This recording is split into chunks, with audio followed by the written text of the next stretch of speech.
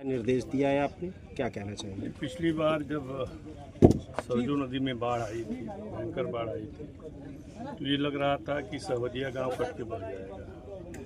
तो हमने उच्च अधिकारियों से बात करी कि नहीं, अगर गांव के करीब 600 की आबादी को बचाना है तो यहाँ कुछ काम करना पड़ेगा। हालांकि प्रपोजल यहाँ से गया, मीटिंग हुई यहाँ से लेके लखनऊ तक। प्रथम दृष्टया में वो मीटिंग में इस प्रपोजल को कैंसिल कर दिया गया। फिर हमने अपने पैड पे लिख करके एक बार फिर से रिक्वेस्ट किया, तो शासन द्वारा इस प्रपोजल को स्वीकृति मिली और यहाँ पे सहवदिया गांव को बचाने के लिए 300 मीटर बोर्डर पिचिंग और करीब 300 नहीं 350 और 500 मीटर यानी 250 मीटर इधर 250 मीटर उधर बोरी से सील्टिंग करके इस कटाव को रोकने की सरकार कोशिश कर रही है। उसी परिप्रेक्ष्य में काम हो रहा है। इस काम की गुणवत्ता को देखने के लिए आसन यहाँ क्या देखा आपने, क्या निर्देश दिया, क्या लगा निर्देश कब तक काम पूरा हो जाएगा? देखिए, निर्देश इन द सेंस कि भाई इसके बारे में हमें जानकारी उतनी तो है नहीं, लेकिन ड्राइंग देखने के बाद जो कुछ हमारे समझ में आया तो हम जो इसके ठेकेदार हैं उनसे हमने कहा कि भाई गुणवत्ता में कोई भी किसी भी तरह की कोताही नहीं होनी चाहिए। तो सर इस कार्य के पूर्ण होने का समय कब तक निर्धारित? देखिए, उन्होंने तो कहा है कि 31 मार्च तक, क्योंकि बाढ़ जब आ जाएगी तो फिर ये काम मतलब अधूरा रह जाएगा, तो असफल माना जाएगा कि इस काम की कोई फिर वैल्यू नहीं रह जाएगी। तो इन लोगों ने कहा कि नहीं, 31 मई तक इस काम को हम समाप्त कर देंगे।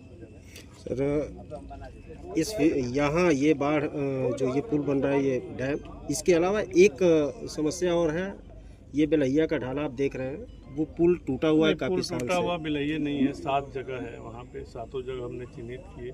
कई बार विधानसभा में इस सवाल को उठाया गया, मंत्री से मिला गया, लेकिन निगेटिव जवाब मिला। सर क्या भी आपका क्षेत्र भी असाध्य घोषित है क्या?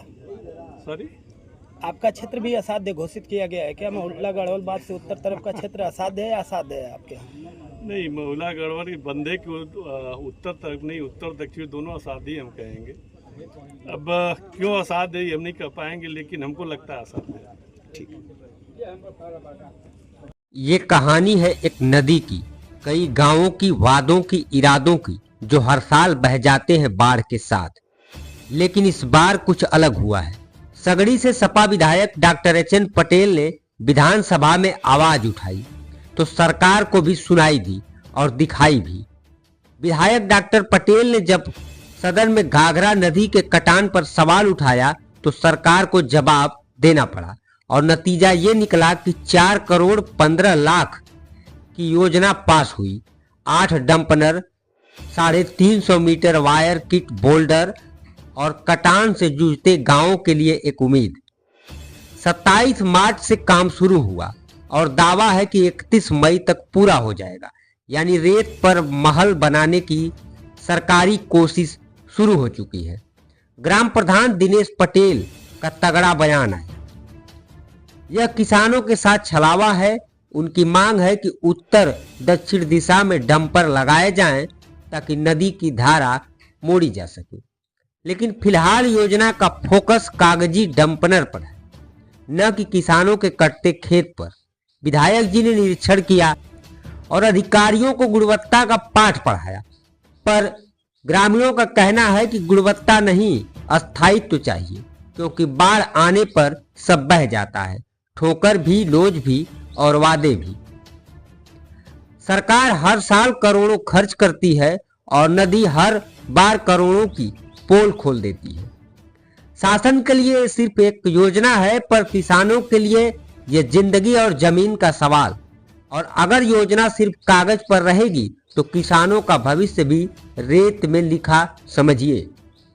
सवाल ये नहीं कि डंपर बनेंगे या नहीं, सवाल ये है कि क्या इस बार विधायक जी की आवाज ग्रामीणों की उम्मीदों को डूबने से बचा पाएगी या फिर घाघरा फिर से हंसेगी। यह कहते हुए चाहे बनाओ डंपर चाहे डंपनर, मैं तो फिर आऊंगी और सब बहा के ले जाऊंगी। अगर आप मानते हैं कि आवाज उठाने से फर्क पड़ता है तो इस वीडियो को शेयर करिए और कमेंट में बताइए कि क्या सिर्फ विधायक जी की पहल काफी है या जमीन पर बदलाव भी। नमस्कार।